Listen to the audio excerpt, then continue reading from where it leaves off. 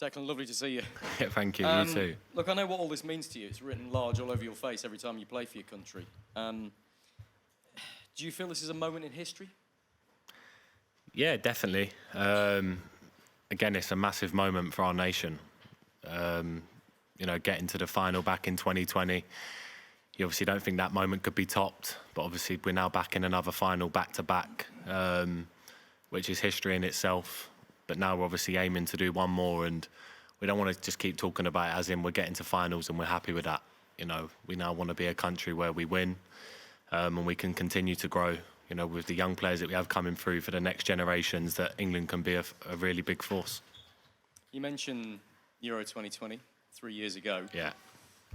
How much have you personally used that as motivation, and the rest of the squad as well, for this particular tournament? Yeah, massive. I think, honestly, I've never seen a group so motivated.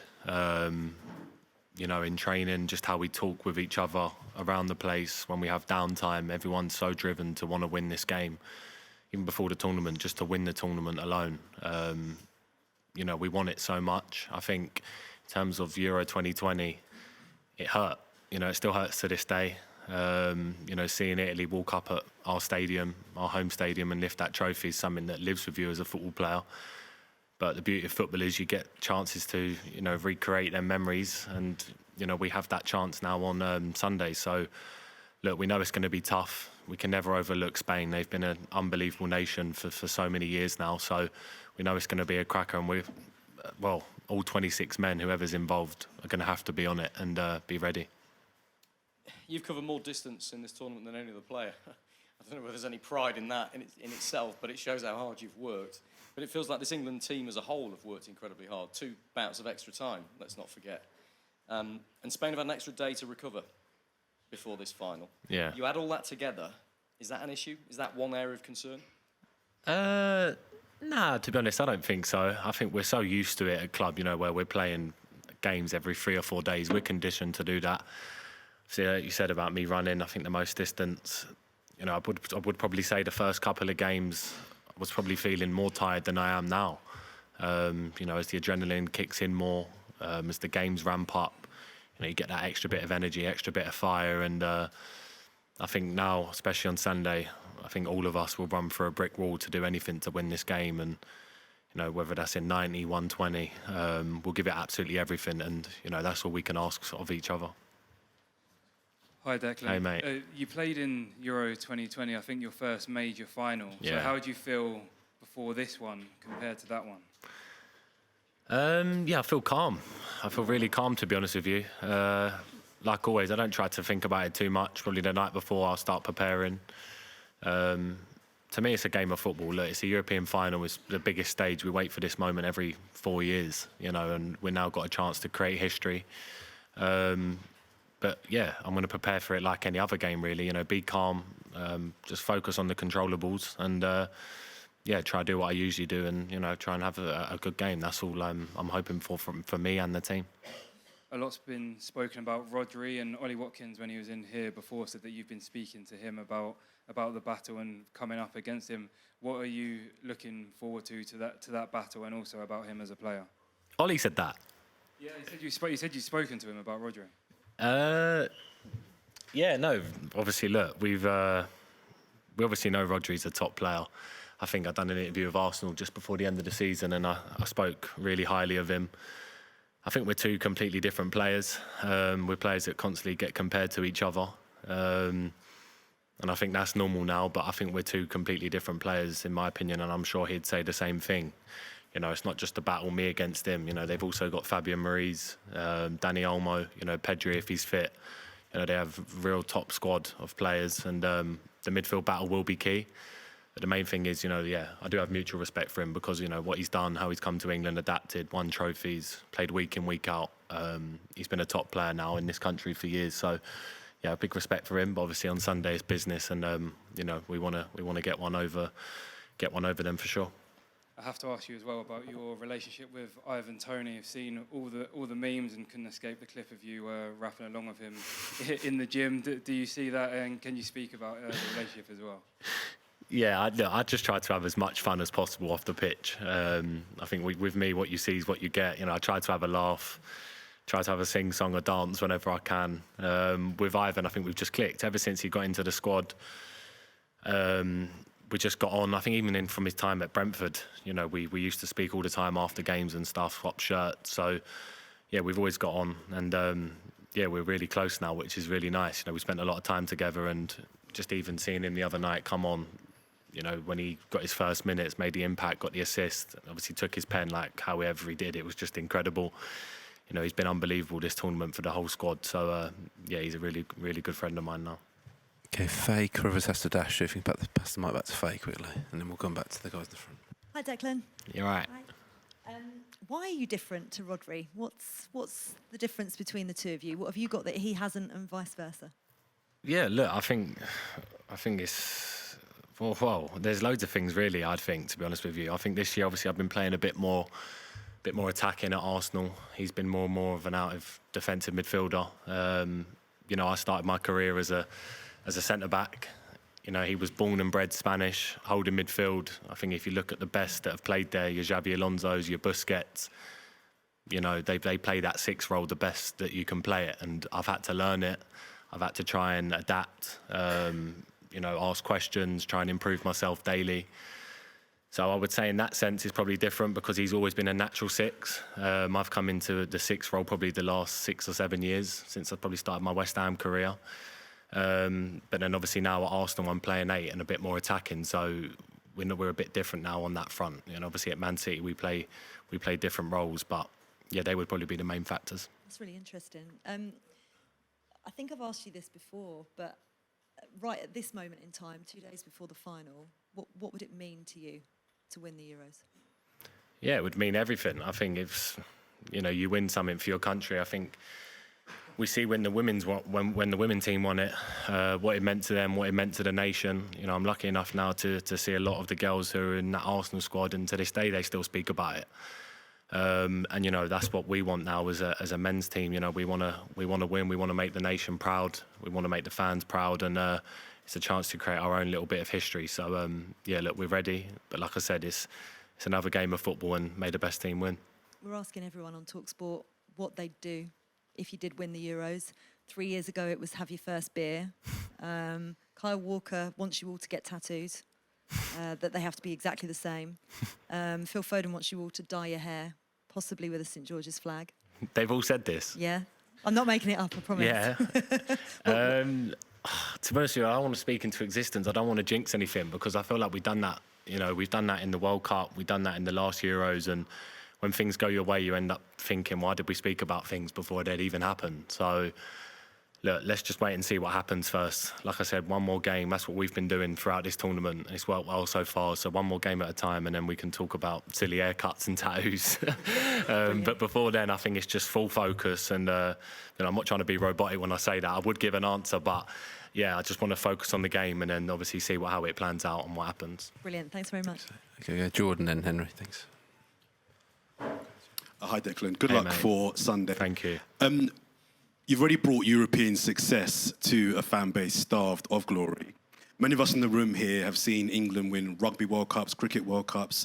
Lewis Hamilton, 7-time F1 champion. Andy Murray has won 2 Wimbledon titles in the Olympics. We've seen what happened in 2012. Yeah. But have you and many of your teammates really discussed or taken in what winning a European championship would mean to not only you as players, but to the nation?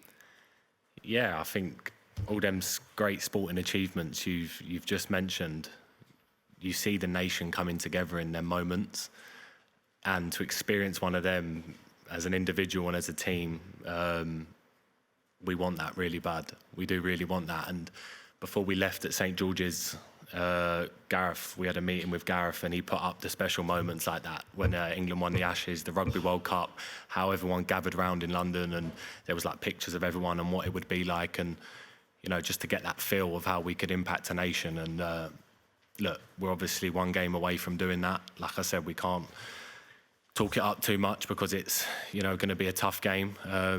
But a chance to create history and have a moment with our fans, with you guys, with our manager is something that, you know, will be incredible and stay with us forever. Do you think the experience of 3 years ago gives you the edge in this final? I wouldn't say it gives us an edge. I think the final 3 years ago, I would say we was in that final probably a bit naive, and we've learned from that. I think we now would probably go about it a different way, in terms of, we know the last final we went 1-0 up and then probably just sat off and didn't really attack them as much as we should have. So I think now we would have probably have learned from that. And like I said, you know, not many times you go back-to-back finals with England, and I can tell you now, this group of players are so hungry, and you know, we talk about it as a group, and we might not say it to a lot of people, but we say it to each other just how much we want it and what it would mean. So yeah, one more to go, but we're ready. And last one from me. Those of us that follow you on social media know you're big into your music. Should Sunday go your way, what will be top of your selection on playlist, on the Spotify playlist?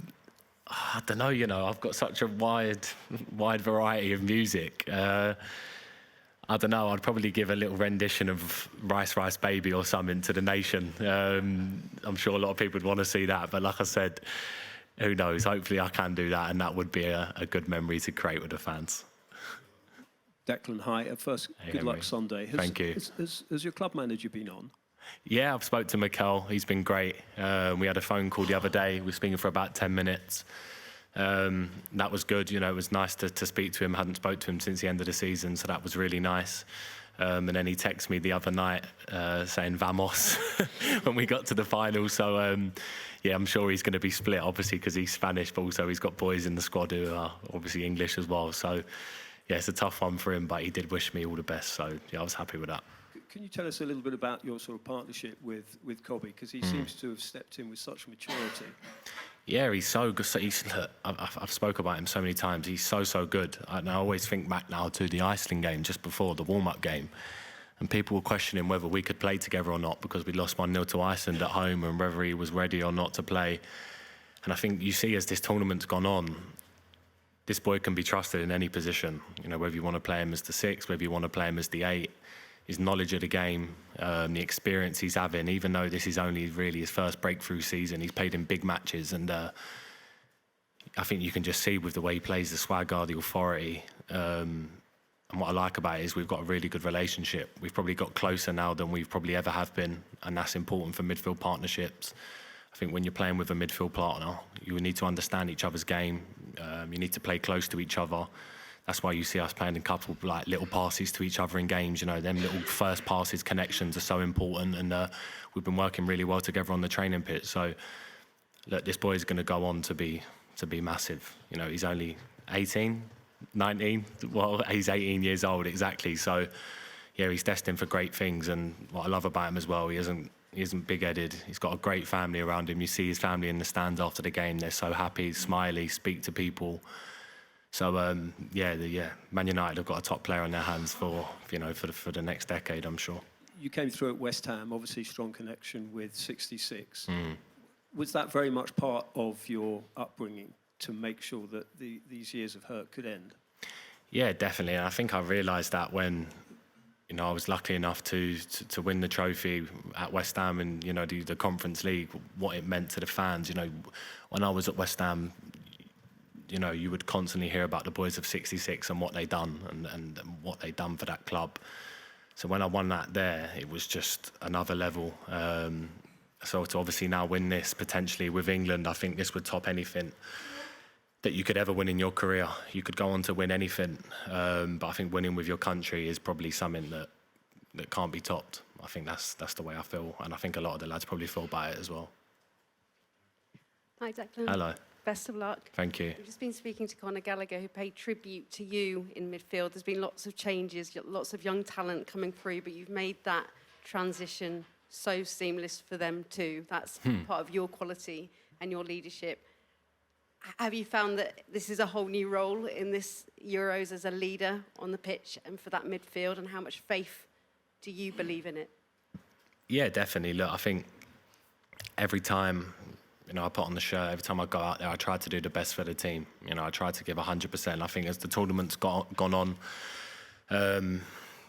you know, I've looked more and more myself. I would say probably the Denmark game was one where I probably looked back on myself and knew I had a poor game, knew I wasn't up to standards, but then knew that I had a game after that to then get going again. And, you know, I think since that moment on, you know, I've grown in confidence. I've felt strong. I've felt good. I've had that belief, you know, that I'm playing well.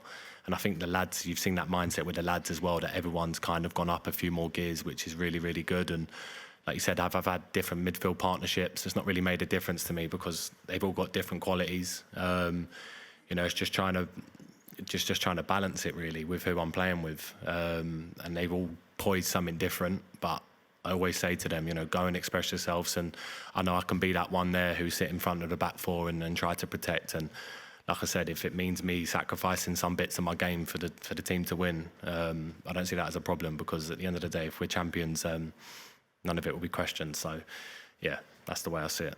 You have always defended your team's performances as well, going for his group, saying, we believe, we know the quality's there. Are you now peaking at the right time? Because it's sometimes in that match, it felt like some of the players were dancing again. Yeah, definitely. I think I'll always be honest with our performances. I think me a couple of years ago would used to probably speak to you guys and want to not say the real truth. I'll always speak, you know, honestly now. You know, in probably the Serbia game we played well. Denmark was probably one of the worst performances that we've had, but we obviously had to defend each other. Slovenia, we obviously drew, was a better performance, but then as Slovakia went on, we obviously 1-0 down on the brink of going out, thought we actually played much better. So there's different things that go on throughout the tournament, that goes on in a player's mind. But I think the main thing is that like you've said, is the confidence that you've seen now.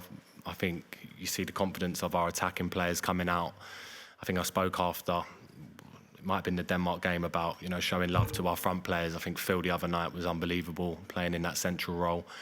Jude looked so free. Saks looked so free. You know, H dropping in, going high. The lads coming off the bench. You know, we're really starting to go through the gears, I think. And our last two performances against Switzerland and the Netherlands have been really good. But now is the chance and the time to have the best performance when you need it most. So, yeah, Sundays are going to be a real test, but that's where, as players, you know, your character's needed and you need to step up. You came out and you spoke up when the criticism got really bad, and your manager said he didn't listen to it. But he's now admitted that everybody wants to be loved. How happy were you that you got all the way to the final, of course, but that criticism is now lifting? And how much would you love to deliver what has been the ideal for Gareth Southgate, to start winning in the under-21 tournaments, to have the DNA, to identify the players, to bring the success, which also includes the success of the Lionesses, all together, to complete it from his vision? Look, I can't speak highly enough of Gareth. I don't think, well, he deserves it more than anyone, I think. England manager's job is probably one of the most scrutinised jobs in the world. And if you look at what he's done for us in tournaments, semi-finals, 2 finals, a quarter-final. Obviously, after the group games, it was tough. The boos, people chucking stuff on the pitch, you have to see that, and you have to be calm in them moments. And obviously, for him as the manager, he has to be calm. And the way he still reacted with us after that, how calm he was, even though if he would have been feeling a different way, it still made us feel really calm. And we always still had a vision and a belief that we could go and do special things. And I think as we've been going through the knockout rounds and we've been getting better, you've seen a group that are more together, a nation that are more together now. I feel like there's more positivity around it. You know, it wasn't me at the start, you know, calling out anyone. Everyone's entitled to their opinion, of course, but it felt like some people were saying negative stuff for the sake of it. And obviously now it's changed in a way which is really, really good. And look, we respect everyone, all the ex-players that have put on an England shirt, because they're part of this history as well. And obviously now we're feeling that love, that confidence, and we can't thank everyone enough for that. And yeah, you know, just keep with us, one more game, and hopefully we can do something special and, you know, give memories to you all for forever. Thanks, Gary. James, and then we've got the 4 here to finish. Hi, Dec. Good luck for mate. Sunday. And thank you. Confidence boost for you there, so you're welcome. Ollie Watkins, when he was in here, he also said that you two had talked about Jorginho's impact on the last Euros final, obviously the teammate of yours now. The sort of common view of that game is that he maybe took it away from England a little bit in the second half of the extra time. Do you agree with that? And is that something that you're talking about because of Rodri and Spain and their style? Yeah, I think it was just the way Italy played it. Look, first of all, I've obviously played with Jorginho this year for the first time, and I always backed him and knew he was a top player. There was a lot of question marks around his ability and what he was like as a player. But I can tell you now, I'd probably put him in the top 5 players I've played with. And I'm not just saying that because you just asked me about him. Just in terms of his football intelligence and IQ, it's really, really up there. And how he controls a football match is quite special. And we're really lucky to have him at Arsenal. I think in that final, it kind of got away from us because, like I said, it's all about a numbers game, really, football. We played a back 5, they played a back 4, they had an extra man in midfield, and they've realised that and utilised that. And in the end, you know, you're trying to press one man, but one man's always free for them. So it becomes a bit of a numbers game, and they managed to get a bit of control that we lacked. But I felt like with the back 5 in this tournament that we've played, we've had much better control. You know, we've passed the ball really well. We've been a lot more fluid between the lines. You know, we've used the goalkeeper a lot more if we need to do that, which is really important. And we've been calm and composed. So, look, whatever formation Gareth chooses to go with in this final, I think we're all really confident that we can improve on the last final and, you know, show that we have learnt from, you know, what's needed to win a final. You kept the ball really well against the Netherlands. I think it's 60-odd% possession, which is quite rare for England against the Netherlands. So yeah. You're going to have to do that again against Spain. Yeah, definitely. I think before the game we looked at, you know, the Dutch and their midfield, and, you know, they've got top players who play in midfield. You know, PSV's Player of the Year. I think Veerman's won the Dutch Player of the Year. Reinders, I played against him at AZ, and there was a lot of talk around how well they keep the ball, and I never feel like we get that love and that credit about us, how well we actually keep the ball as well. And we have been doing that really well of late. Even against Switzerland, we kept the ball really well in the final third. So, look, against Spain, it's going to be needed. You're going to need to take touches, take the sting out of the game, because, you know, Spain, if you look at over the years, you know, they're the king at killing football matches and passing the ball. So we need to use all our experience, everything we've got to try and control it and try and win the game. On a totally different note, can I ask you about pancakes? Yeah, of course you can. I'm sick of them now. Honestly, I started having them last July and I'm still having them now in July. It's been a year of pancakes. So you have been eating them throughout the tournament? Yeah, of course. I need to. That's what gives me fuel. Do you have to have a conversation with the nutritionist here about that? No, they're out. They're out. Pancakes are out. Lads have different stuff, different setups. There's a lot of lads here who have pancakes as well. It's just... I'd done obviously a men's health interview, and we just ended up talking about like pre-match food because it had been recorded me before, talking about what I'd have to give myself fuel. And when I went to Arsenal, I had a conversation with the new nutritionist, and he just completely changed it with me. And I was a bit sceptical at the start because what I used to have kind of, you know, it worked for me. So I was thinking, oh, what if this pancake thing doesn't go too well? And you know what? It gives me a lot of fuel, a lot of energy, and I'm actually sick to death of them now. So it'll be the last set of pancakes on Sunday, and then I'll have a rest from them for a few weeks. Thank you. No worries. Yeah. Hi, Declan. Aralas from TV2 Norway. Hey, mate. I want to ask you about Kobe. You talked about him as a football player, but as a person as well. I guess it must be really challenging mentally to go through what he's done, like imposing himself in such a big squad as the England one, the criticism after the Iceland game, and then ending up in the team and playing the way he has. Doesn't look very scared, does he? So how is he what qualities does he have as a human being as well? I think if you looked at him and he was stood here now, you'd be able to have an impression of him straight away, and that is just calm and composed. And I think exactly how he is as a person, he shows that on a football pitch. He's not fazed by anything. I think his age says it all, really. Rarely you get 18-year-olds. Obviously, you've got Yamal, who's 16. But rarely you get 16, 17, 18-year-olds who step onto a big stage and have this big an impact. You know, at 18 years old, I was second-year scholar at West Ham playing matches. No way I would have been ready at 18 to play in a European Championship. You know, people peak at different times. And for him to be at 18, now playing in the final, won an FA Cup this year, I think that in itself just tells you how good this boy is. So, I think it's important that, you know, as a nation, we don't put too much pressure on him. I always say that. Just let him flourish, let him keep enjoying his football, and I think that's when you'll get to see the best of Kobe. Speaking of young players, and I mean, you mentioned Lamine Yamal. He's 16, he's turning 17 tomorrow. Can you imagine what it's like to be under the pressure that he's under? I mean, the France players talking about him before the game, all the media attention, all the attention from the other team. So can you imagine what that's like?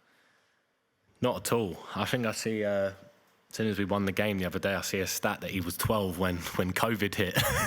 So that was pretty scary that he was 12 years old when COVID was around. So it shows how good he is. He's 16. Look, I don't know why, the French players, would talk a player down like that, because what he's done at Barcelona as a 16-year-old, you have to actually just applaud it. Me as a football fan as well as a player, you have to respect it, and sometimes you have to say at 16, wow, that shows a lot of guts to play for Barcelona, one, but also to do what he's doing at that age. It's really, really special. So, like I said, there's mutual respect there between their players, and I'm sure they've got the respect as well. And obviously, it's a final that's there to be won. So look, we're ready. May the best team win. Good luck to them, but of course, we really, really want this, and I'm sure the nation, everyone get behind us, and we'll feed off that energy. What responsibility do you think the media and the referees and other players and teams have to protect these young kids? I think young kids now are just becoming more and more aware to things. At 16 years old, I was in digs, which is a house that I stayed in at West Ham, finishing my school. Obviously, he's here doing his own work on the European Championship. So I think it's just we're in just completely different times now. I think 16-year-olds act way older than they actually are. And I'm sure I've seen the stories about his dad and things like that. I'm sure he's had an unbelievable upbringing. He's been, kept his feet on the ground, and I think that's shown why he's become such a good footballer, because he's got good people around him and people around him that care and want him to do well. So, fair play to him. Okay. Hi Declan, Alberto Rubio from Marca from Spain. Hey mate. England won the World Cup Under-17 in 2017, the World Cup Under-20 last year, the European Cup Under-21. You in the senior team, 3 semi-finals in the last 4 major tournaments. What do you think that are the key factors of this growth of the English football? Yeah, English football, it's been growing for sure. I think if you would have said back in 2018 when England got to the semi-final against Croatia, that their path now, 7 years on, that they would have reached 2 finals, a semi-final, quarter-final, no one would have quite believed you. So English football are on a great path. But like I said, it's now time to show that we can win. Nations like yourself, Spain, who've been there, won European Championships, won finals, they get that respect because they've done it in the big moments. And we've got to the big moments and not quite done it since '66. So I think now's a great chance for us as players, us as a nation, to take that next step and, become champions. I think that's the next big step for England. The second and the last one, you have a Spanish coach, Mikel Arteta, who coached also in City with Pep Guardiola. In this growth of English football, what influence do you think that the Spanish coach could have had? Thank you so much. Yeah, I didn't know who the Spanish coach was until the other day when I see his name pop up just before. I hadn't seen him before, but I think the way Spain play, it's very similar to the way Arsenal play, the way Man City play. They have a lovely footballing style. You can see the way that they pass the ball around, which is really, really nice. Some of the movements they have. Like I said, big respect to them because that's been the identity of Spain for many, many years. It's since back in 2010 when you guys won the World Cup, there's been a massive identity to pass and move and pass and move. And I think Spain were probably not looked at as probably one of the favourites going into this tournament, and they've done really, really well. They've won all of their games, so it's going to be really tough. But like I said, there's a mutual respect there between the two, and it's set up to be a really, really good final. So yeah, big respect to their manager and what he's done, and also their players, but also to us as well for reaching it. And yeah, like I said, made the best team win.